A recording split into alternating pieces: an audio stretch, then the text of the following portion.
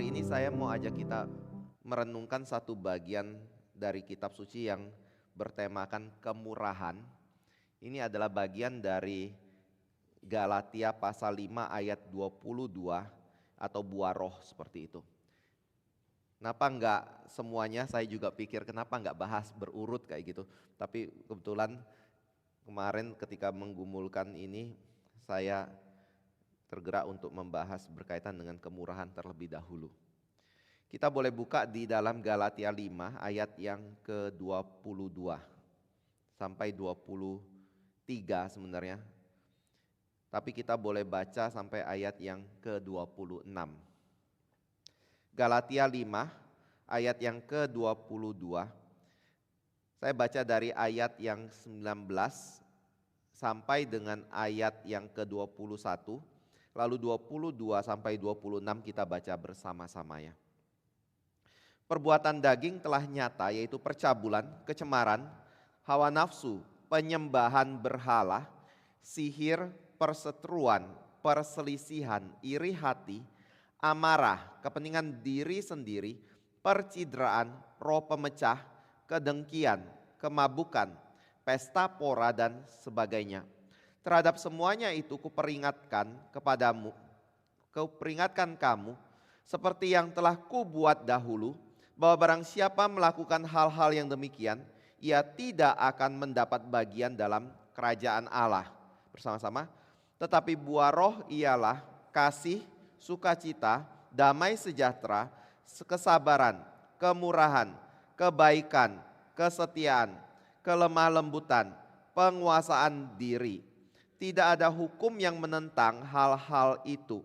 Barang siapa menjadi milik Kristus Yesus, ia telah menyalibkan daging dengan segala hawa nafsu dan keinginannya. Jikalau kita hidup oleh roh, baiklah hidup kita juga dipimpin oleh roh. Dan janganlah kita gila hormat, janganlah kita saling menantang dan saling mendengki. Mari kita berdoa. Kami kembali bersyukur Bapa untuk malam ini. Kiranya Engkau boleh memberkati kami dengan firman, Engkau boleh memberikan kami konsentrasi, Engkau boleh memberikan kelembutan hati, dan Engkau boleh memberikan kepada kami mata rohani untuk melihat kepada segala kebenaran yang bersumber dari Engkau. Sehingga ketika kami mendengar itu, maka firman juga boleh dikaruniakan dengan kuasa untuk membentuk kami, menguduskan kami, dan menjadikan kami makin serupa dengan Kristus. Tolong kami ya Bapa. Berikan apa yang belum kami mengerti atau kami miliki. Bentuk kami dasarkan apa yang Engkau lihat belum ada pada kami atau belum seperti yang Engkau kehendaki dalam kehidupan kami. Ya, kami boleh menjadi anak-anak-Mu yang sungguh-sungguh mempermuliakan nama-Mu. Di dalam nama Tuhan Yesus Kristus kami bersyukur dan kami berdoa. Amin. Bapak Ibu Saudara yang kasih Tuhan, pada waktu kita bicara mengenai buah roh, maka ada beberapa aspek penting yang kita perlu perhatikan berkaitan dengan buah roh ini. Pertama adalah buah roh merupakan satu bukti kalau seseorang itu didiami oleh Roh Kudus dan berdiam di dalam Kristus. Atau istilah lainnya adalah dia adalah seorang yang betul-betul merupakan orang Kristen yang sejati di dalam hidup dia. Jadi pada waktu kita berbicara mengenai apa yang menjadi ciri seseorang itu disebut sebagai orang Kristen, orang yang sudah dilahirbarukan, orang yang sudah diselamatkan di dalam Kristus, orang yang kewarganegaraan adalah kewarganegaraan sorga seperti itu. Maka hal pertama yang kita perlu lihat adalah dia memiliki buah roh atau tidak. Kalau dia memiliki buah roh, maka itu tanda bahwa dia adalah milik Kristus. Nah, ini adalah sesuatu yang dicatat di dalam Yohanes pasal 15. Kalau Bapak Ibu buka dalam Yohanes 15, ini berbicara mengenai pokok anggur yang benar. Di dalam pokok anggur yang benar, Yesus berkata, "Akulah pokok anggur itu." Dan gereja adalah carang-carang atau cabang yang dicangkokkan pada pokok anggur itu. Maksudnya adalah Yesus berkata, setiap cabang yang melekat pada pokok anggur, batang utamanya, dia pasti berbuah. Kalau dia tidak melekat pada batang utamanya, maka dia tidak mungkin berbuah. Dia adalah cabang yang mati dan cabang yang harus dibuang seperti itu. Tetapi kelihatannya melekat pada pokok anggur itu. Jadi di sini Yesus mau berkata, apa yang menjadi ciri seseorang itu adalah orang yang sudah diselamatkan. Lihat buahnya. Buahnya seperti apa? Kalau dia memiliki buah roh dalam hidup dia, berarti dia adalah orang yang tercangkok pada Yesus atau berada di dalam Yesus Kristus. Kalau dia tidak memiliki buah itu, berarti dia bukan milik Yesus. Walaupun dia kelihatan seperti orang Kristen yang baik, orang Kristen yang rajin, orang Kristen yang melayani Tuhan, dan orang Kristen yang sepertinya sudah dilahir barukan. Bapak Ibu Saudara yang kasih Tuhan, ini adalah hal yang penting ya. Tetapi pada waktu kita berbicara mengenai buah roh menjadi tanda bahwa kita adalah milik Kristus, hati-hati satu hal. Satu sisi ini adalah sesuatu yang merupakan ciri atau tanda orang itu adalah lahir baru atau tidak. Tetapi kita juga harus hati-hati, maksudnya adalah kita tidak bisa menjadi orang yang menghakimi orang lain dengan begitu gampang berdasarkan buah roh yang ada atau tidak ada pada diri orang tersebut. Maksud saya adalah memang Alkitab mengajarkan bahwa buah roh menjadi ciri. Tidak memiliki buah roh itu juga sebagai satu tanda bahwa dia bukan milik Kristus. Tetapi Bapak Ibu harus mengingat satu hal. Setiap orang dengan latar belakang yang berbeda, pendidikan yang berbeda, keluarga yang berbeda, karakter yang berbeda dalam hidup dia, itu dan panggilan Tuhan di dalam kehidupannya, yang satu dengan yang lain mungkin ada perbedaan, gak semuanya sama begitu. Dan ini membuat ketika kita berada di dalam hidup kita, maka kita harus menggumulkan apa yang menjadi panggilan Tuhan dalam kehidupan kita sebagai yang utama untuk kita jalankan. Lalu ketika kita melihat panggilan Tuhan dalam hidup kita dalam semua bidang yang ada, maka mulai kita melihat hal apa yang Tuhan akan bentuk dalam diri kita untuk menggenapi panggilan Tuhan itu dalam kehidupan kita. Hal apa yang kurang dalam hidup kita yang masih perlu dipoles lebih lanjut supaya kita makin menjadi serupa dengan Kristus. Nah ini mungkin kita tidak lihat yang satu dengan yang lain. Dan ini adalah hal yang pasti Yesus ketahui dan pasti Yesus lihat dalam kehidupan dari setiap kita. Dan itu sebabnya pada waktu kita berjalan memenuhi panggilan Tuhan dalam hidup ini, jalan orang yang satu dengan jalan orang Kristen yang lain, dengan jalan orang Kristen yang lain mungkin bisa sangat berbeda sekali. Walaupun ada mungkin kesamaan-kesamaan di dalamnya. Tetapi yang utama adalah pada waktu kita melihat perbedaan itu, kita nggak bisa mematok, oh jalan saya, karena saya mengalami hal ini, maka itu berarti saya yang dipimpin Tuhan, saya milik Kristus, saya sudah diselamatkan, tetapi orang itu yang tidak menempuh jalan saya, itu belum diselamatkan. Atau saya memiliki kesabaran, saya memiliki kasih menurut versi yang saya rasa itu adalah satu kebenaran. Tetapi orang itu kelihatannya nggak memiliki itu, tidak memiliki penguasaan diri misalnya. Tidak memiliki sukacita atau damai sejahtera atau kesabaran yang menurut siapa? Menurut apa yang kita lihat dengan mata kita sendiri. Maka kita langsung mengecap orang itu pasti bukan orang Kristen karena dia tidak memiliki Roh Kudus atau buah roh dalam hidupan dia. Nah Bapak Ibu Saudara yang kasih Tuhan, hati-hati. Kita nggak pernah bisa tahu orang itu sepenuhnya. Kecuali Bapak Ibu mungkin hidup 24 jam setiap hari bersama dengan orang itu. Bapak Ibu tahu latar belakang keluarganya seperti apa. Bapak Ibu tahu pergumulan yang dia lalui dalam kehidupannya seperti apa. Kesulitan yang dia hadapi. Karakter dia seperti apa. Dan apa yang menjadi panggilan Tuhan dalam hidup dia. Dan apa yang ada di dalam isi hatinya.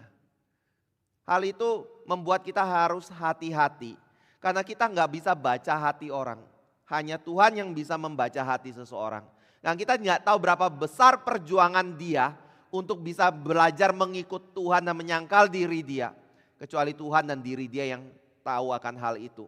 Jadi pada waktu kita berbicara mengenai buah roh, saya lihat hal yang terutama adalah uji diri sendiri. Apakah kita memiliki buah roh atau tidak dalam kehidupan kita? Apakah buah itu sesuatu yang merupakan estetika yang kita tampilkan di luar, yang gak ada hubungannya sama sekali dengan Kristus? Atau sebenarnya buah itu adalah sesuatu yang kita buahkan karena kita adalah orang-orang yang ada di dalam Kristus. Kita adalah orang yang berdiam di dalam Kristus ketika kita menghasilkan buah roh itu. Jadi hal pertama adalah buah roh menjadi satu bukti kalau seseorang itu berdiam di dalam Kristus, dan itu dicatat di dalam Yohanes pasal 15. Yang kedua adalah buah roh merupakan satu produk dari pelayanan Roh Kudus di dalam kehidupan orang yang percaya. Maksudnya apa? Ketika kita bicara buah roh adalah produk dari pekerjaan Roh Kudus dalam kehidupan kita, itu berarti buah roh adalah sesuatu yang tidak mungkin bisa dihasilkan dari usaha kita sendiri. Buah roh itu adalah sesuatu yang dimunculkan oleh satu kelahiran baru yang Roh Kudus kerjakan dalam diri kita, dan satu pertumbuhan yang Roh Kudus buat di dalam kehidupan kita. Atau istilahnya adalah satu kehidupan rohani yang dikerjakan oleh Roh Kudus dalam kehidupan kita. Itu yang membuat kita akan menghasilkan buah roh. Jadi tanpa itu kita hanya menampilkan buah yang semu. Tanpa itu kita hanya mengerjakan sesuatu yang kelihatannya pekerjaan Roh Kudus, tetapi tidak mungkin bisa bertahan dan setia dan bertekun sampai kepada akhirnya. Dan bahkan ada ciri-ciri yang sebenarnya menandakan ini kerjaan Roh Kudus dan bukan manusia, yang kita tidak bisa bedakan dan kita tidak bisa tampilkan. Bagian ini nanti kita jabarkan lebih lanjut ya. Tetapi Bapak Ibu boleh terima terlebih dahulu, kalau Roh Kudus yang bekerja, buah roh dalam diri Bapak Ibu makin lama makin akan diteguhkan, makin lama akan makin dinyatakan, dan itu akan terus ada di dalam proses hidup kita sampai kepada akhirnya. Tetapi kalau bukan Roh Kudus yang bekerja, suatu hari pasti Bapak Ibu akan menyerah karena berusaha untuk mempertahankan dan memiliki atau menyatakan buah itu dari usaha dan kekuatan diri sendiri. Jadi itu aspek kedua. Buah roh merupakan sesuatu yang merupakan pekerjaan dari Roh Kudus dan bukan hasil usaha dari diri kita sendiri. Lalu aspek ketiga adalah pada waktu kita bicara mengenai buah roh ini jangan dilihat sebagai suatu yang memiliki 9 buah. Artinya adalah 9 hal di sini: kasih, sukacita, damai sejahtera, kesabaran, kemurahan, kebaikan, kesetiaan, kelemah lembutan, dan penguasaan diri. Ini bukan merupakan 9 buah, tetapi merupakan 1 buah yang memiliki 9 rasa. Bayangannya kayak gini, kalau Bapak Ibu beli misalnya jeruk di supermarket kayak gitu, kita kan belinya berdasarkan kiloan. Tapi bayangkan ini Bapak Ibu bisa beli berdasarkan butiran kayak gitu. Bapak Ibu ambil jeruk yang pertama lalu ngomong kasih. Lalu ambil jeruk yang kedua lalu ngomong apa? Sukacita. Ambil jeruk yang ketiga damai sejahtera. Ambil jeruk yang keempat bicara mengenai penguasaan diri dan seterusnya seperti itu. Sampai jeruk yang ke-9. Apakah ini yang dimaksud buah roh? Jawabnya bukan. Kalau Bapak Ibu bicara jeruk pertama kasih, jeruk kedua sukacita, jeruk ketiga damai sejahtera misalnya, jeruk keempat kesabaran dan seterusnya, Bapak Ibu akan punya pemikiran kayak gini, oh saya adalah orang yang memiliki jeruk kasih.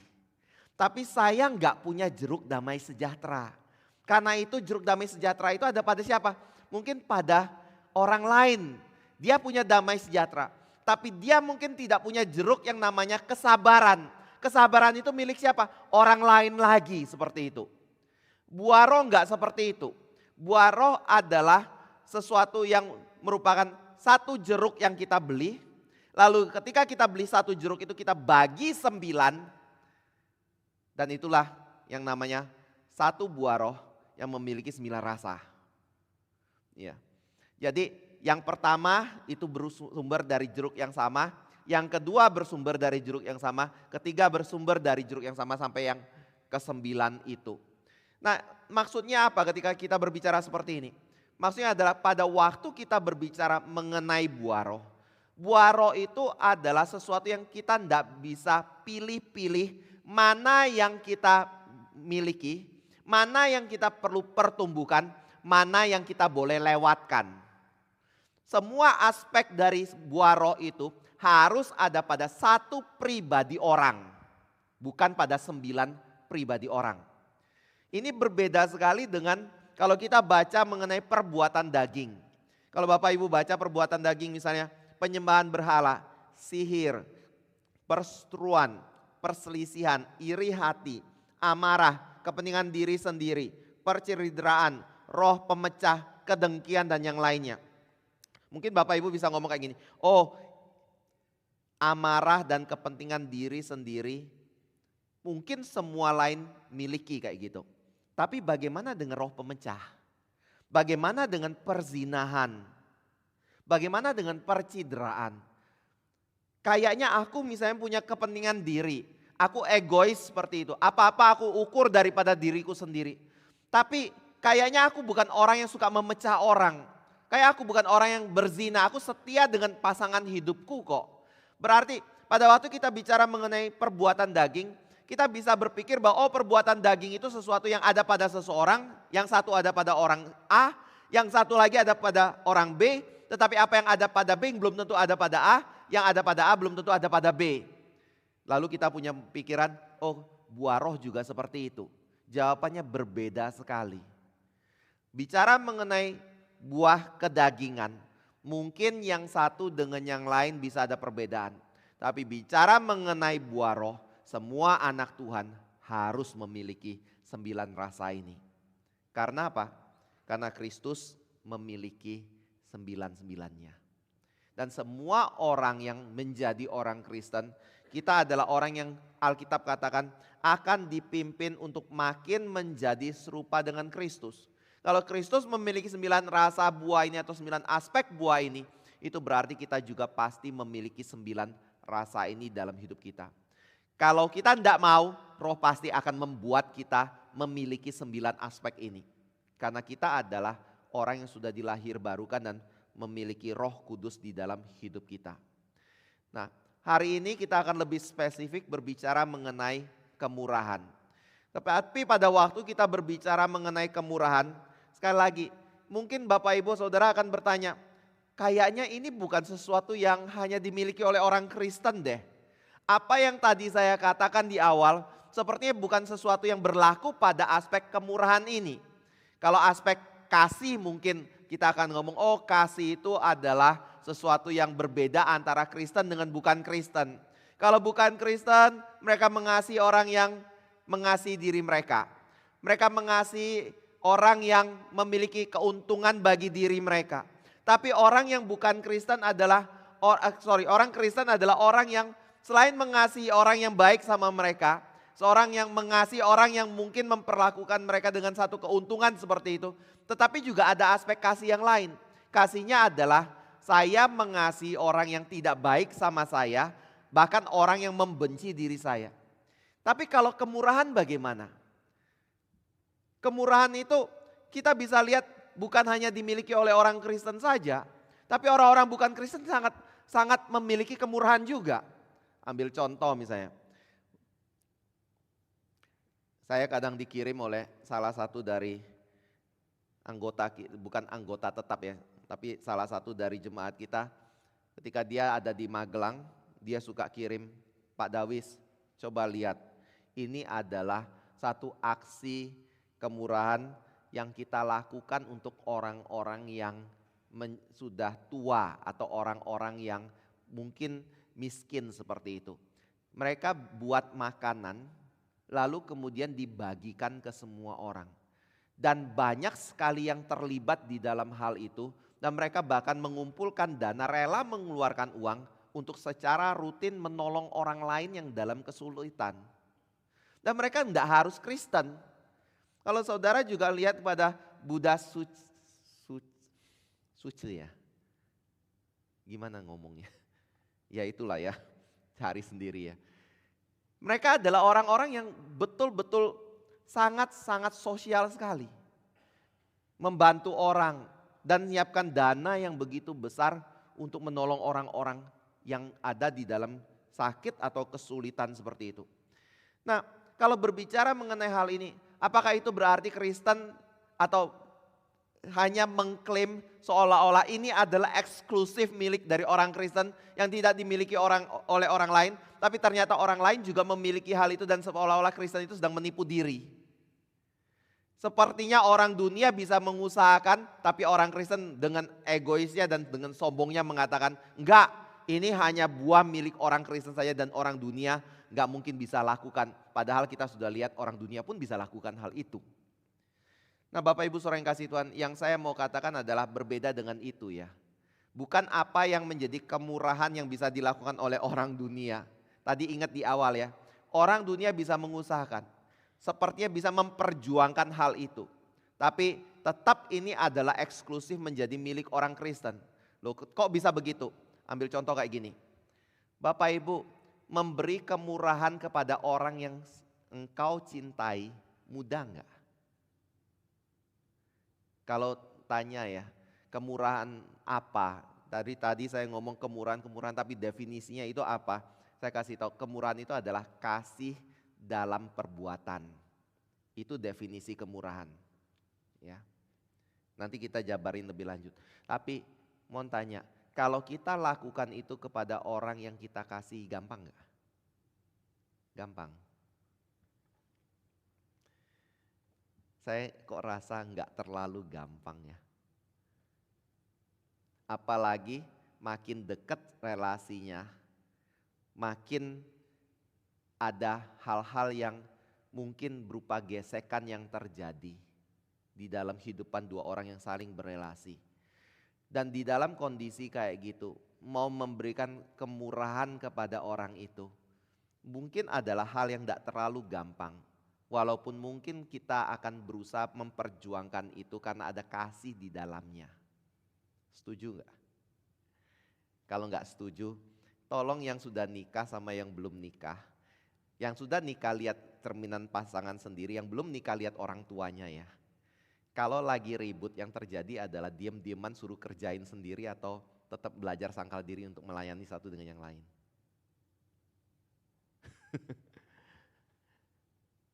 Mungkin satu waktu dieman dulu, tapi akhirnya mikir, daripada saya dieman terus kayak gini gak baik, akhirnya mulai melakukan sesuatu. Tidak mudah, walaupun bisa dilakukan. Tapi coba yang nyakiti itu, yang merugikan kita, yang tidak membalas kebaikan kita itu adalah orang yang gak ada hubungannya sama sekali dengan diri kita. Mau lakukan?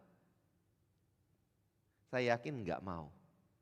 Makanya saya bilang ada perbedaan di dalamnya ya. Nanti kita akan bicara mengenai kemurahan seperti apa yang Tuhan Yesus ajarkan untuk kita lakukan ini. Nah, sebelum kita masuk lebih jauh ke arah situ, pada waktu kita berbicara mengenai kemurahan, ada 3 hal lagi yang kita perlu lihat ya. Mengapa kemurahan ini menjadi buah roh dalam kehidupan dari orang percaya? Pertama adalah karena kemurahan merupakan karakter dari Tuhan Allah kita sendiri. Jadi karena kemurahan itu adalah karakter dari Tuhan Allah kita, maka setiap orang, bahkan semua manusia yang dicipta oleh Tuhan adalah orang yang pasti mencerminkan kemurahan dalam hidup dia. Maksudnya adalah kalau Bapak Ibu perhatikan misalnya di dalam Mazmur 19 ayat yang kedua. Alkitab bicara bahwa langit menceritakan kemuliaan Allah dan cakrawala memberitakan pekerjaan tangannya. Lalu saudara ketika melihat di dalam Kejadian 1 ayat 26. Di situ dikatakan baiklah kita menjadikan manusia menurut gambar dan rupa kita. Maka dari ayat Alkitab ini kita mengetahui satu hal. Ketika kita melihat pada seluruh ciptaan ini. Baik dari ciptaan yang paling rendah sampai ciptaan yang paling tinggi yaitu manusia. Maka ada satu hal yang kita bisa perhatikan. Di dalam semua ciptaan ada cermin dari karakter Allah di situ. Alam mencerminkan kemuliaan Tuhan. Pekerjaan tangannya. Manusia mencerminkan gambar Allah. Jadi pada waktu kita melihat pada semua ciptaan, di situ ada cerminan daripada gambar Allah di dalamnya. Tetapi walaupun begitu, Bapak Ibu bisa melihat kalau studi lebih lanjut di dalam pelajaran sistematika, atau doktrin Allah, mereka kadang membagi di dalam dua aspek. Atribut Allah atau karakter Allah itu ada yang dikomunikasikan, ada yang tidak dikomunikasikan. Yang tidak dikomunikasikan itu adalah karakter Allah yang lebih dominan pada diri Allah, yang sedikit ada pada kita, atau bisa dikatakan tidak ada pada diri kita untuk mempermudah seperti itu. Seperti apa? Ketidakberubahan Allah, kemahadiran Allah, keberadaan Allah yang ada pada dirinya sendiri. Itu adalah contoh dari Allah dan yang karakter Allah yang tidak ada pada ciptaan. Tetapi pada waktu kita berbicara mengenai bijaksana, hikmat, kebaikan, kemurahan, itu adalah ciri dari karakter Allah yang ada pada manusia yang Tuhan cipta segambar dan serupa dengan diri Allah. Nah, itu sesuai pada waktu kita berbicara mengenai buah roh. Kenapa kita harus mengerti mengenai karakter Allah? Karena dengan kita mengerti karakter Allah, maka kita akan lebih mengerti apa maksud dari Tuhan ketika berbicara kita harus menjadi serupa dengan Allah atau menjadi serupa dengan Kristus yang adalah Allah. Mungkin kalau Bapak Ibu bicara ini, tujuan hidup manusia memuliakan Allah seperti itu dan menikmati Allah sampai selama-lamanya. Tujuan manusia atau ditebus oleh Kristus itu adalah untuk menjadi serupa dengan Kristus seperti itu. Mungkin kita akan ketika dengar ini, oh kita ngomong amin amin benar. Itu adalah sesuatu yang Alkitab ajarkan. Tapi kalau saya kejar lagi ya, maksudnya apa sih memuliakan Allah?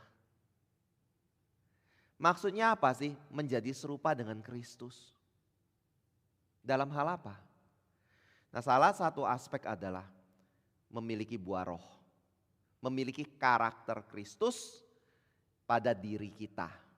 Walaupun kita tidak mungkin bisa menjadi sama total dengan Kristus atau dengan Allah. Tetapi kita mencerminkan itu di dalam kehidupan kita. Makanya mengerti karakter Tuhan itu penting. Merefleksikan sifat-sifat Tuhan dalam hidup kita berdasarkan apa yang dinyatakan kitab suci. Itu adalah satu keharusan. Karena tujuan hidup kita adalah menyatakan Kristus atau menyatakan Allah di dalam hidup kita. Kalau kita nggak pernah mengerti apa yang menjadi karakter Allah, bagaimana kita bisa menyatakan Allah dalam kehidupan kita? Bagaimana kita bisa melakukan hal-hal yang memuliakan Allah dalam hidup ini dan bagaimana kita bisa makin menjadi serupa dengan Kristus? Itu omong kosong. Jadi merenungkan tentang Allah dan sifatnya yang Tuhan berikan kepada kita di dalam satu konteks cerita di dalam kitab suci, itu membuat kita bisa memahami saya harus seperti apa ketika saya ditempatkan Tuhan di tengah-tengah dunia ini. Nah, salah satunya adalah kemurahan. Bapak Ibu bisa lihat aspek ini di dalam misalnya Roma pasal 1 terlebih dahulu. Biasanya kita cuma menyinggung bagian awal dari Roma ini, dari ayat 18 dan seterusnya. Tapi kali ini saya mau ajak kita melihat dari ayat yang ke 28 dan seterusnya. Sebagai intro mungkin supaya kita ngerti konteks, di sini ada orang sudah dicipta oleh Tuhan dengan gambar Allah dan pemahaman tentang Allah di dalam dirinya. Tetapi karena dia menolak kebenaran itu, karena berdosa, maka Allah kemudian mereka kemudian mengganti gambar Allah itu dengan ciptaan atau berhala. Dan ketika mereka tetap tidak mau bertobat, maka Allah menyerahkan mereka ke dalam berbagai hubungan seksual yang tidak benar. Laki-laki dengan laki-laki, perempuan dengan perempuan, laki-laki mungkin dengan beberapa istri seperti itu, istri dengan beberapa suami seperti itu. Tapi karena mereka tetap tidak mau menyerah kepada atau tidak mau bertobat, maka Allah kemudian menyerahkan mereka kembali. Nah, ketika Allah menyerahkan mereka, menyerahkan kepada apa? Ayat 28-nya. Dan karena mereka tidak merasa perlu untuk mengakui Allah, maka Allah menyerahkan mereka kepada pikiran-pikiran yang terkutuk, sehingga mereka melakukan apa yang tidak pantas, penuh dengan rupa-rupa kelaliman, kejahatan, keserakahan, dan kebusukan, penuh dengan dengki, pembunuhan, perselisihan, tipu muslihat, dan kefasikan. Mereka adalah pengumpat, pemfitnah, pembenci Allah, kurang ajar, congkak, sombong, pandai dalam kejahatan, tidak taat pada orang tua, tidak berakal, tidak setia, tidak penyayang, tidak mengenal belas kasihan. Sebab walaupun mereka mengetahui tuntutan-tuntutan hukum Allah, yaitu bahwa setiap orang yang melakukan hal-hal demikian patut dihukum mati, mereka bukan saja melakukannya sendiri, tapi mereka juga setuju dengan mereka yang melakukannya. Amin. Bapak Ibu lakukan nggak? Kalau Bapak Ibu mau bicara saya orang baik seperti itu ya. Saya orang benar, coba pertimbangkan ini ya. Adakah pikiran kita seperti yang Alkitab nyatakan? Kalau ada itu bicara kita bukan orang baik loh. Kita adalah orang berdosa. Cuma kita nggak mau mengakui saja. Ya, dan di dalam kondisi kayak gini, mohon tanya, Alkitab menyatakan bagaimana sikap Allah? Ada konsekuensi tidak dari dosa yang dilakukan oleh manusia? Ada kan? Apa buktinya? Konsekuensinya, Roma 6 ayat 23. Bicara apa? Sebab upah dosa ialah maut, tetapi kasih karunia Allah adalah hidup yang kekal di dalam Kristus Yesus. Jadi ada konsekuensi dari orang yang berdosa, yaitu hukuman mati. Makanya kalau Bapak Ibu baca di dalam Roma pasal 5, walaupun di situ tidak ada Taurat yang diberikan sebelumnya, tetapi dari Adam sampai zaman Musa ada kematian demi kematian yang dialami oleh manusia yang membuktikan kalau mereka adalah orang berdosa. Nah, kalau mereka merasa bahwa ini adalah sesuatu yang tidak benar, coba uji hati kita, adakah hal-hal yang dicatat seperti ini? Saya yakin semua kita akan mengatakan iya. Dan itu harusnya membuat kita punya kerendahan hati untuk mengakui, saya harusnya ada di bawah murka Allah dan saya seharusnya dihukum oleh Tuhan Allah dan dibinasakan. Bukan mendapatkan kebaikan dan belas kasih dari Tuhan Allah. Tapi kalau Bapak Ibu baca di dalam Roma 2 ayat yang keempat, ada hal yang menarik yang kemudian kitab suci nyatakan bagi kita ya. Saya baca dari ayat 1 sampai 3 lalu ayat 4 kita baca bersama-sama ya. Karena itu hai manusia, siapapun juga engkau yang menghakimi orang lain, engkau sendiri tidak bebas dari salah. Sebab dalam menghakimi orang lain engkau menghakimi dirimu sendiri. Karena engkau yang menghakimi orang lain melakukan hal-hal yang sama. Tapi kita tahu bahwa hukuman Allah berlangsung secara jujur atas mereka yang berbuat demikian. Dan engkau hai manusia, engkau yang menghakimi mereka yang berbuat demikian, sedangkan engkau sendiri melakukannya juga. Itu pengulangan dari ayat yang ke-32. Dengan engkau sendiri melakukannya juga, adakah engkau sangka bahwa engkau akan luput dari hukuman Allah? Ini yang benar. Tapi coba baca ayat 4 bersama-sama. 2, 3. Maukah engkau menganggap sepi kekayaan kemurahannya, kesabarannya, dan kelapangan hatinya? Tidakkah engkau tahu bahwa maksud kemurahan Allah ialah menuntun engkau kepada pertobatan? Maksudnya bagaimana? Yaitu gini, semua orang yang berdosa yang sudah terbukti berdasarkan firman Tuhan, hukum Tuhan, kita berdosa, tidak mungkin bisa luput daripada murka Allah atau hukuman Allah dalam hidup kita. Tetapi waktu kita melihat ayat ini, kita komparasi dengan hidup kita, mau tanya, siapa di sini yang walaupun berdosa masih diberkati oleh Tuhan? Coba lihat orang dunia yang tidak percaya pada Yesus. Walaupun mereka jahat, tidak percaya Yesus, menolak Yesus dalam hidup mereka. Hidup mereka baik-baik dan keluarga mereka baik-baik dan terpelihara, tidak. Itu menyatakan apa? Berkat kan?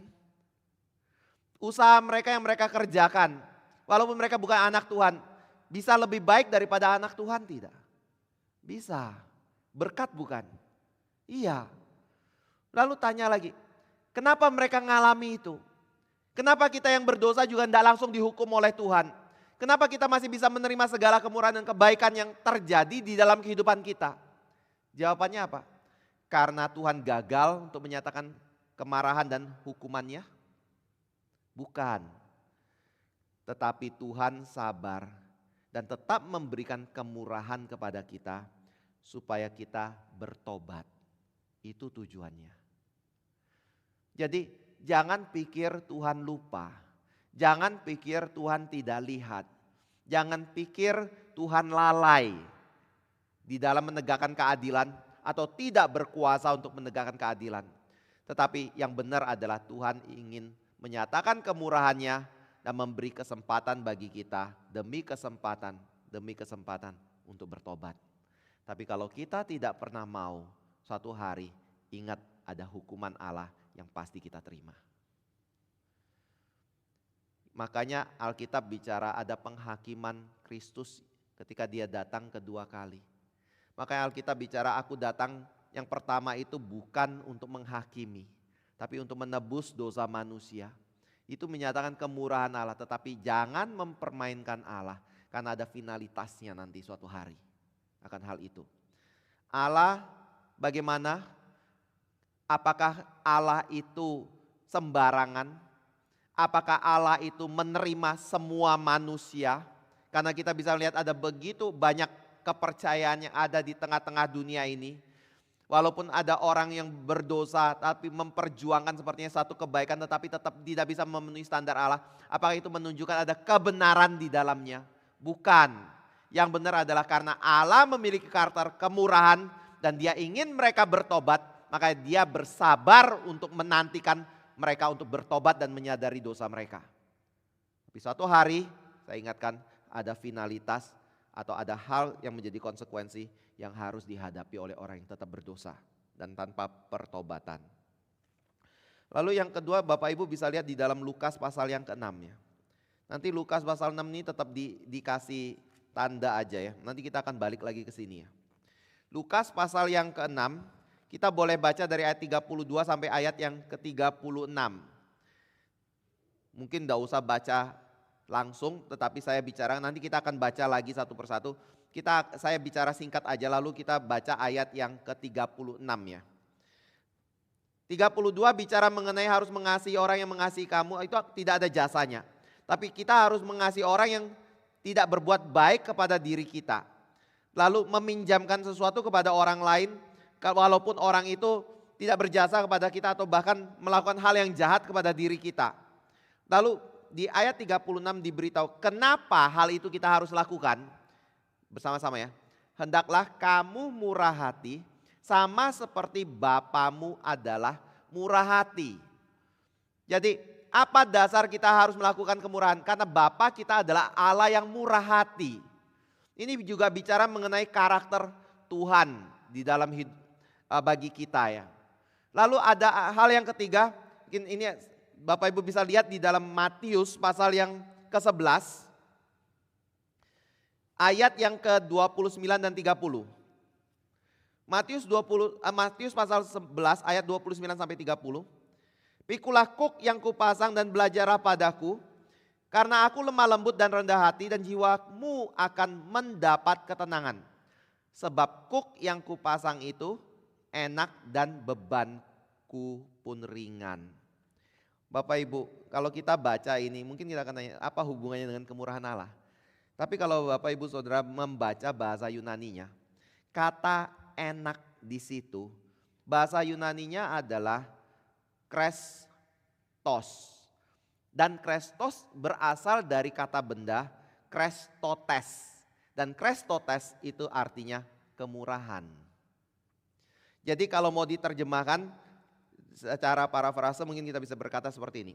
Sebab kuk yang kupasang itu penuh kemurahan dan bebanku pun ringan. Bapak Ibu Saudara yang kasih Tuhan, kuk itu apa? Kuk itu mungkin kita bisa bicara mengenai ujian yang Tuhan berikan.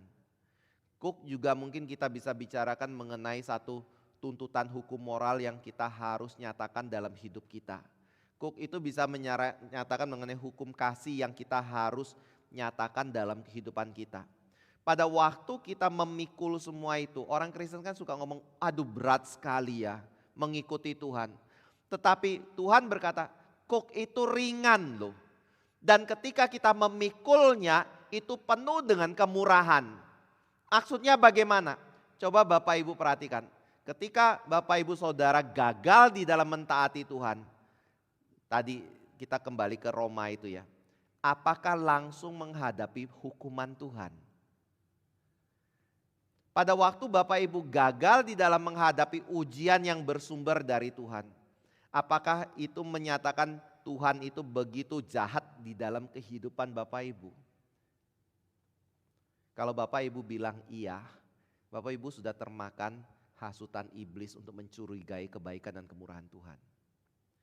Makanya kalau kita ngelihat ya di dalam Injil, setiap orang yang ada di dalam pencobaan atau ujian, Alkitab selalu bilang, coba lihat sekitar bagaimana pemeliharaan Tuhan ada. Coba lihat lebih deli, jalan keluar yang Tuhan sediakan itu sudah ada terlebih dahulu. Kenapa begitu? Itu mau menunjukkan bahwa di tengah-tengah kita hidup yang kita rasa sepertinya jalan buntu, tidak ada pengharapan. Sebenarnya ada begitu banyak kemurahan Allah di dalam hidup kita.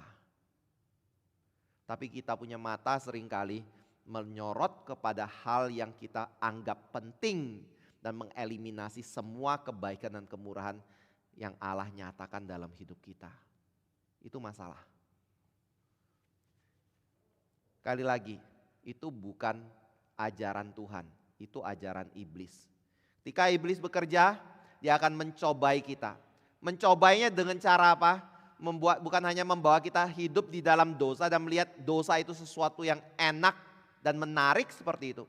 Tetapi kita juga akan melihat bahwa Allah punya perkataan itu belum tentu benar. Kita perlu mencurigai keabsahan dan kebenaran perkataan Tuhan dan janji Tuhan dalam kehidupan kita. Tapi Alkitab bilang enggak ya. Allah kita penuh dengan kemurahan. Allah kita penuh dengan kebaikan. Allah kita tidak pernah berubah di dalam janji kasih setianya kepada diri kita. Allah kita selalu punya kuasa untuk menolong diri kita dan seterusnya. Jadi kemurahan itu sifat siapa? Sifat Allah. Alkitab sudah menyatakan itu dalam firman-Nya dan saya juga percaya itu sudah dinyatakan dalam kehidupan kita ya. Nah, ini membuat kita masuk ke dalam aspek kedua, yaitu pada waktu kita bicara mengenai kemurahan, karena itu adalah sifat Allah, maka kemurahan itu adalah sesuatu yang merupakan keharusan dari setiap manusia yang dicipta segambar dengan serupa Allah dan terkhusus bagi mereka yang sudah ditebus di dalam Kristus. Karena orang-orang dunia yang melawan Tuhan dan hidup dalam dosa, mereka tidak memiliki kekuatan untuk menjalani kemurahan sepenuhnya seperti yang Tuhan kehendaki. Dan kemurahan seperti apa yang Tuhan kehendaki? Kalau Bapak Ibu lihat di dalam Lukas pasal 6, saya kira sudah cukup jelas di situ, nanti kita akan kembali ke situ. Tetapi ada satu aspek, kemurahan itu bukan kepada orang yang baik saja. Tetapi kemurahan itu adalah bagi orang yang tidak baik. Jadi ini adalah keharusan terkhusus bagi orang yang sudah ditebus di dalam Kristus Yesus. Nah, ketika kita bicara ini adalah satu keharusan yang harus ada dalam kehidupan kita yang sudah ditebus oleh Kristus, maka ini membuat kita bisa berkata kemurahan bukan sesuatu barang langka di dalam hidup orang Kristen. Atau kemurahan itu bukan sesuatu yang mustahil dilakukan oleh orang Kristen. Boleh buka Kolose 3 ayat 1 sampai 2 ya. Saya ajak buka beberapa ayat hari ini supaya kita bisa lebih jelas ya. Kolose 2 ayat 1 bukan ayat 1 sampai 2. Kolose 3 ayat 12. Kolose 3 ayat 12 kita baca bersama-sama ya. 2, 3. Karena itu sebagai orang-orang pilihan Allah yang dikuduskan dan dikasihinya, kenakanlah belas kasihan, kemurahan, kerendahan hati, kelemah lembutan dan kesabaran. Arti ayat ini apa? Karena itu mungkin Bapak Ibu bisa baca di ayat sebelumnya itu bicara mengenai apa. Kalau mau cepat buka LAI itu ada judul perikop itu manusia baru. Dan manusia baru harus bagaimana? Harus hidup sesuai dengan suatu standar yang ditentukan Tuhan. Belas kasih, kemurahan, kerendahan hati, kelemah lembutan dan kesabaran. Tuhan meminta kita melakukan itu. Ketika Tuhan meminta kita melakukan itu artinya kita pasti bisa melakukan hal itu. Kemarin waktu di Palembang saya ada makan di satu tempat, lalu dia taruh satu cangkir ya. Tapi cangkir itu ditaruh di atas sebuah tatakan yang dari karet. Waktu saya makan sama jemaat waktu itu, lalu ketika pelayan itu taruh cangkir itu di atas tatakan itu, dia berusaha geser ke saya. Tapi ketika dia berusaha geser ke saya, karena orang suka taruh di tempat yang seberangan kayak gitu, itu cangkir enggak gerak-gerak loh. Dia berusaha geser tapi enggak bisa jalan. Waktu saya lihat kayak gitu, saya sadar satu hal, ternyata tatakannya itu kayak karet yang langsung melekat di atas meja. Karena mejanya basah sehingga terjadi vakum di situ. Dan kalau kita geserkan tatakan itu enggak mungkin bisa kerja. Nah, banyak orang Kristen itu berpikir kemurahan yang Tuhan tuntut dari kita, buaro yang Tuhan tuntut dari kita itu adalah seperti kita disuruh untuk menggerakkan cangkir itu, tatakan itu, tapi kita nggak punya kemampuan untuk hal itu. Saya yakin sekali kita memang tidak punya kemampuan untuk melakukan hal itu, kecuali apa? Akhirnya saya angkat cangkirnya, saya angkat tatakannya, lalu pindahkan, taruh lagi dan taruh cangkir di atasnya. Baru bisa gerak. Maksudnya adalah begini ya. Kalau Tuhan tidak kerja dalam hidup kita, maka kemurahan tidak mungkin kita bisa lakukan. Tapi karena Tuhan sudah bekerja dalam hidup kita menjadikan kita manusia baru dan bahkan ada Roh Kudus sendiri yang Tuhan berikan dalam hidupan kita, maka kemurahan bukan menjadi barang langka atau bahkan sesuatu yang mustahil. Kemurahan menjadi satu hal yang kita bisa lakukan. Itu sebabnya Paulus di dalam Kolose 3 ayat 12 berkata bahwa kita harus mengenakan kemurahan itu.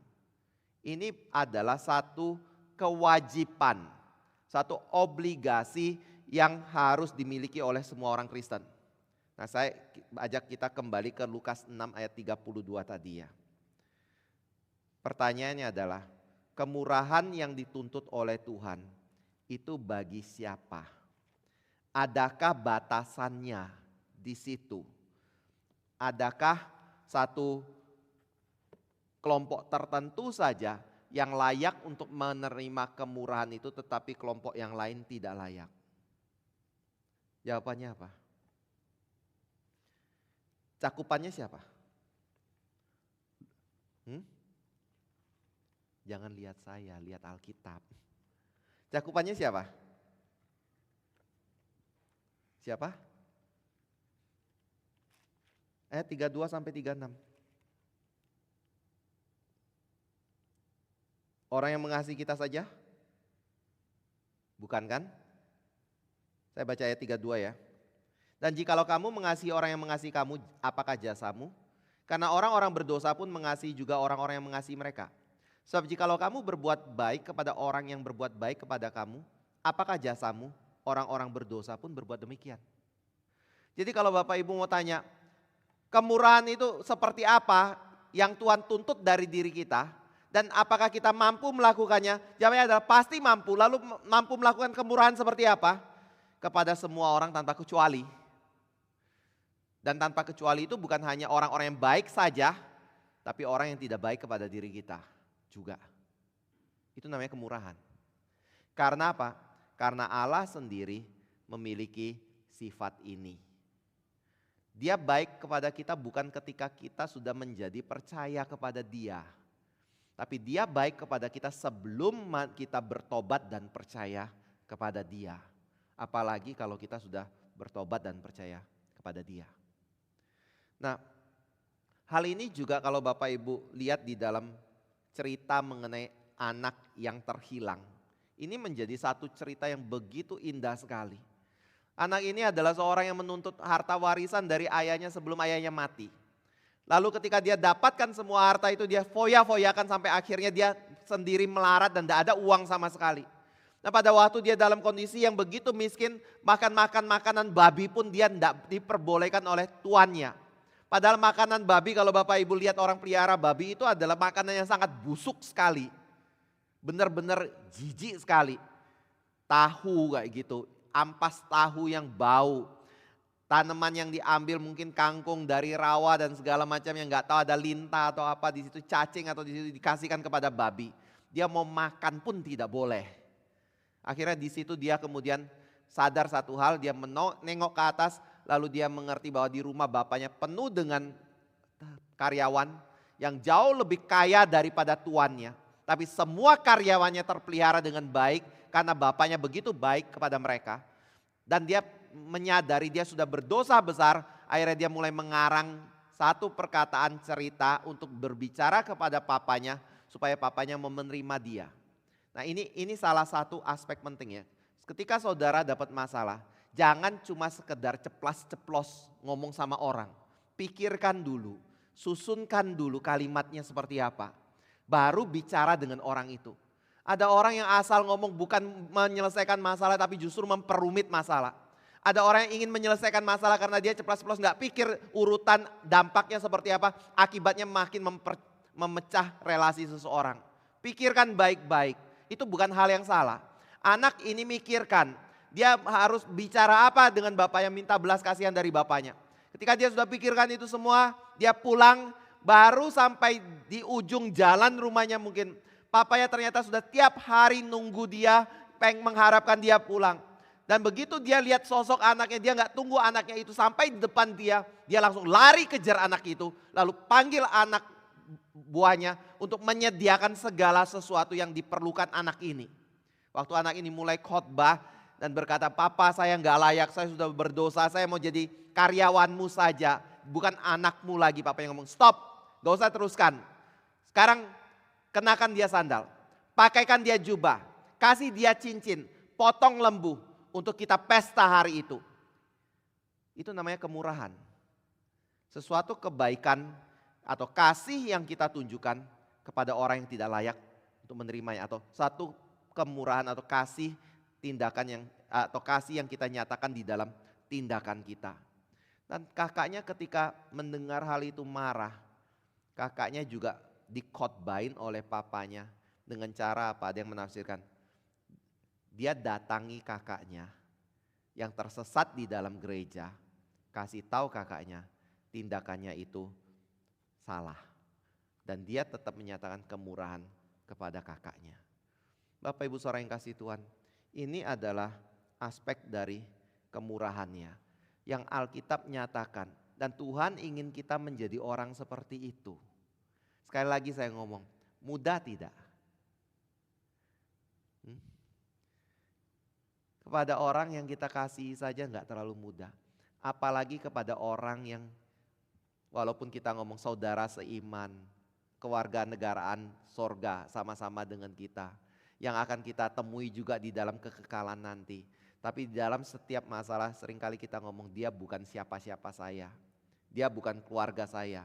Dia bukan orang yang saya kasihi. Ditandai dari apa? Ketika dituntut kemurahan, itu sesuatu yang susah untuk dilakukan, bahkan mustahil. Bapak Ibu saudara yang kasih Tuhan, tapi ingat, kemurahan adalah buah roh yang bukan muluk-muluk. Tapi itu adalah sesuatu yang harus kita nyatakan karena kita memang sudah diberikan Roh Kudus dan kuasa untuk menyatakan itu. Yang mungkin kita perlu tanya adalah, selama ini kita tercocok kepada pokok anggur Yesus atau tidak? Yang selama ini kita perlu tanyakan adalah, Kristus berdiam tidak di dalam diri kita? Ya, itu aspek kedua. Aspek ketiga yang tadi saya mau katakan, kemurahan adalah kasih dalam tindakan. Maksudnya apa kasih dalam tindakan? Salah satu aspek yang saudara bisa lihat adalah dari Yakobus pasal yang kedua. Di situ Yakobus bicara mengenai iman tanpa perbuatan pada hakikatnya mati. Tetapi saya tidak mau bicara mengenai hal itu. Saya mau bicara ambil contoh yang Yakobus katakan untuk mengatakan iman tanpa perbuatan pada hakikatnya mati. Yakobus bilang kayak gini, kalau engkau memiliki iman, coba buktikan imanmu dengan perkataanmu. Tapi saya akan membuktikan iman saya dengan perbuatanku. Lalu apa yang dikatakan oleh Yakobus? Dia ambil contoh kayak gini. Bagaimana kalau ada seseorang datang kepadamu. Dia ngomong, saya lapar, saya gak punya uang, saya butuh bantuan, saya kedinginan, gak punya pakaian hangat seperti itu. Tolong bantu saya. Lalu saudara ngomong, silakan pulang, saya doakan saudara. Itu tindakan kemurahan yang menyatakan iman tidak? Yakobus bilang bukan. Orang yang beriman yang menyatakan kemurahan adalah orang yang kemudian memberi dia pakaian memberi dia makanan dan tumpangan untuk diri dia. Itu adalah orang yang memiliki kemurahan. Jadi pada waktu kita bicara mengenai kehidupan orang Kristen adalah orang yang harus menyatakan kasih Allah. Tapi sering kali kita berpikir kasih itu adalah sesuatu slogan yang diucapkan. Tapi kita tidak pernah menyatakan kasih itu di dalam tindakan. Ya, dalam bahasa Yakobus itu adalah iman yang mati. Tapi dalam bahasa Buah Roh itu berarti kita tidak punya kasih. Nah, pertanyaannya adalah hal apa saja dalam hidup ini yang kita bisa katakan sebagai tindakan yang penuh dengan kemurahan?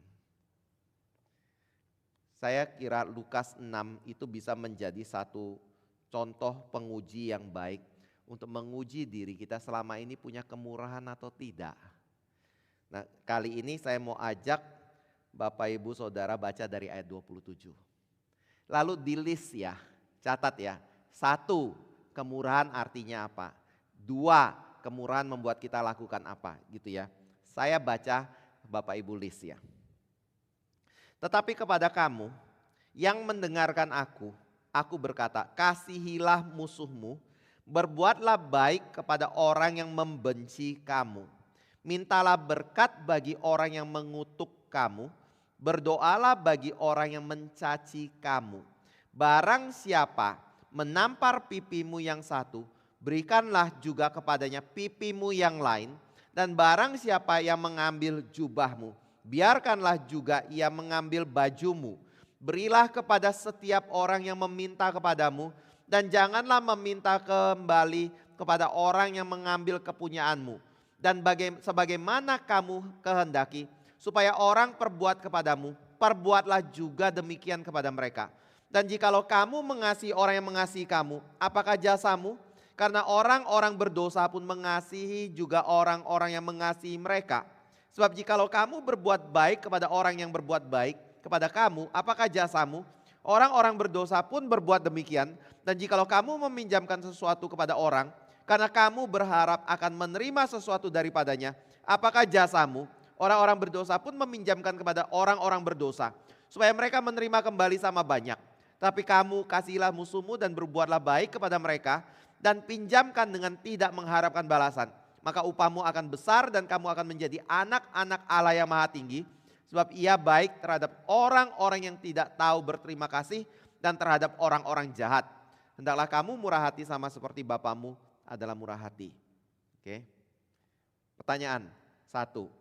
Kemurahan itu akan membuat kita melakukan apa?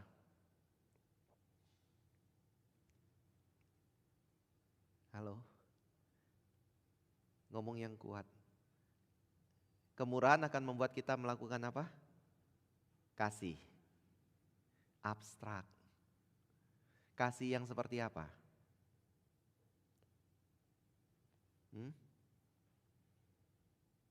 Kasih yang bagaimana?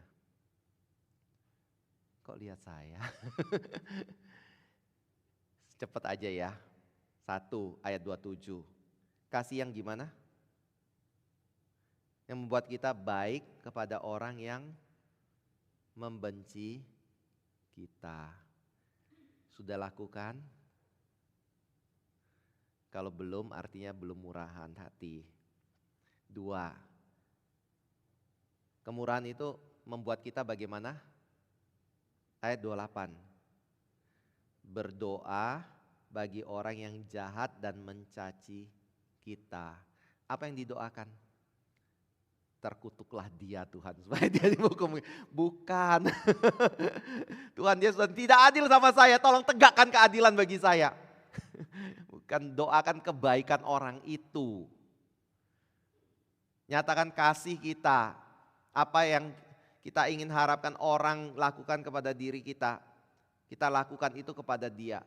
Nanti ya, itu ada muncul. Tapi di dalam doa. Yang ketiga, ayat 29 sampai 30. Kemurahan berarti apa?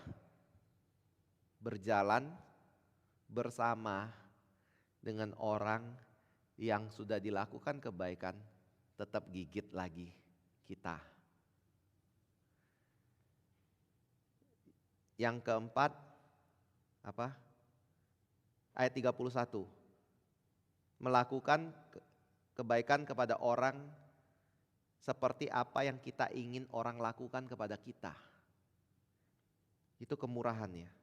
Yang kelima, ayat 37. Menahan diri dari menghakimi orang lain. Itu kemurahan. Jadi, kalau Bapak Ibu mau tanya, sifat kemurahan seperti apa yang harus saya nyatakan dalam hidup saya? Coba lakukan 5 poin ini. Pertama apa? Berbuat baik kepada orang yang membenci kita. Kedua, doakan mereka. 3, berjalan bersama mereka yang menggigit kita.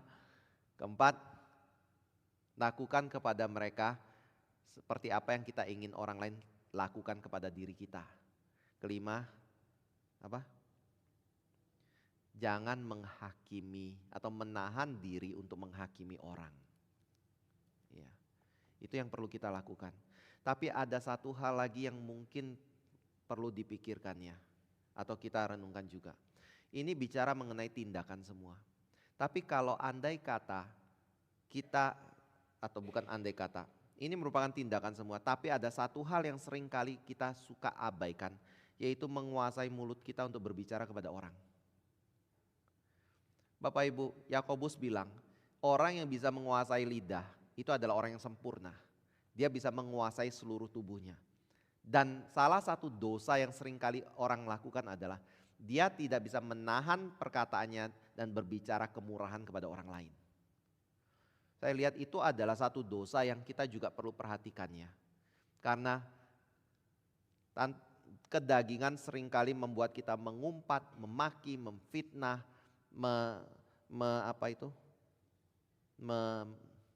menggosipkan orang dan yang lain-lain. Itu saya kira itu bukan aspek dari kemurahan. Jadi jaga sikap, perilaku, tapi juga jaga mulut dan jaga hati kita ketika kita berhadapan dengan orang. Nah, ada satu contoh terakhir ya. Bapak Ibu pernah ngalami sikap seperti ini enggak? Ada teman, kita lakukan kebaikan kepada mereka. Kita traktir dia makan. Kita pergi ada oleh-oleh kita kasih ke mereka kayak gitu. Tapi ketika kita sudah lakukan itu, orang itu suatu hari pergi. Dia pulang. Dia gak bawa apa-apa sama kita. Dia ada apa sesuatu, dia gak ingat kita. Tapi dia ingat orang lain kayak gitu. Dalam hati Bapak Ibu ngomong apa? Pernah gak terbersit ngomongan, ini orang ya, kok begitu ya? Saya lakukan kebaikan kepada dia, tapi dia kok gak ingat saya? Pernah? Mau tanya, itu kemurahan bukan? Itu bukan kemurahan. Pada waktu kita berkata, kenapa dia tidak lakukan itu kepada saya? Saat itu kemurahan kita sudah tidak ada. Karena kemurahan bukan sesuatu yang kita lakukan demi untuk mendapatkan balasan dari orang. Tapi yang namanya kemurahan adalah kebaikan yang kita berikan kepada orang. Bahkan orang yang membenci kita, artinya apa? Kita gak mengharapkan kebaikan dan balasan dari orang itu bagi diri kita. Ini yang Alkitab ajarkan ya. Sekali lagi saya mau bicara kayak gini. Mungkinkah kita melakukan kemurahan dalam hidup kita? Mungkinkah semua orang bisa melakukan kemurahan yang dituntut oleh kitab suci? Kalau itu bukan pekerjaan dari Tuhan, gak ada satu orang pun yang bisa menyatakan itu dalam hidup mereka. Tapi kita adalah orang-orang yang sudah ditebus, sudah dikaruniakan Roh Kudus, sudah dilahir barukan atau dicipta barukan untuk menjalankan hal ini. Dan itu adalah bukti dari kita adalah orang pilihan Tuhan, orang yang sudah disatukan dengan pokok anggur yaitu Yesus Kristus sendiri. Kiranya Tuhan boleh memberkati kita ya. Mari kita masuk dalam doa. Kami kembali bersyukur Bapa untuk malam ini, untuk firman, kiranya Engkau boleh tolong kami yang penuh dengan kelemahan, kekurangan, kekerasan hati seringkali, rasa pedih dan sakit ya Tuhan, karena perlakuan-perlakuan yang tidak baik yang kami lakukan, tetap yang kami alami. Tetapi kami mohon kiranya di dalam kasih-Mu, seperti apa yang kami telah dengar, biarlah kemurahan yang Engkau miliki sendiri, yang menjadi sifat-Mu, karakter-Mu, itu boleh tercermin di dalam kehidupan kami sebagai anak-anak-Mu. Ketika kami berelasi satu dengan yang lain, biarlah sifat kemurahan itu boleh dinyatakan dalam hidup kami ya Tuhan, sehingga masing-masing kami boleh melihat ada Kristus dan kemurahan Kristus pada diri saudara seiman kami yang ada di dalam gereja-Mu ini. Tolong sertai ya Tuhan, beri belas kasih-Mu. Di dalam nama Tuhan Yesus Kristus kami berdoa. Amin.